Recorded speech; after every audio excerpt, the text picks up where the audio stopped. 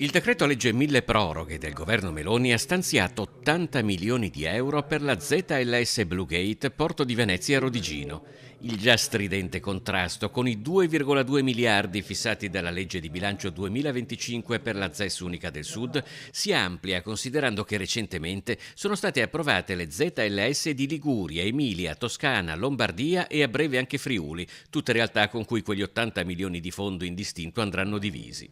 L'assessore allo sviluppo economico regionale Roberto Marcato fa di necessità virtù, se non altro si potrà fare massa critica per le istanze da portare all'attenzione del governo. L'importante è che finalmente la ZLS parta. Dobbiamo innanzitutto comunicarlo, dire al mondo che c'è questa grandissima opportunità qui in Veneto, nell'area veneziana e del Polesine. Ci sono risorse importantissime, agevolazioni, un accompagnamento della Regione per le imprese, delle aree dedicate, insomma un'opportunità. A Venezia, al tavolo tematico della zona logistica semplificata Porto di Venezia Rodigino, sono intervenuti l'autorità portuale adriatico settentrionale, le due province, i 20 comuni coinvolti, le categorie economiche del territorio, le parti sociali, i rappresentanti camerali. La ZLS fa parte di un treno da non perdere per il rilancio economico.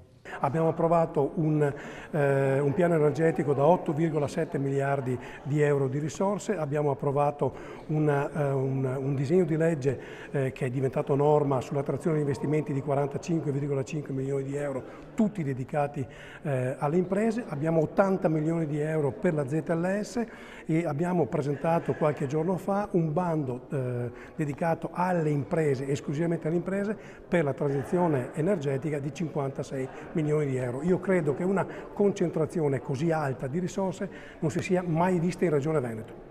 Non possiamo perdere questa occasione, quindi invito tutti, associazioni, gli enti locali, i sindaci, a mettere a terra queste risorse per dare uno slancio ulteriore alla nostra grande economia.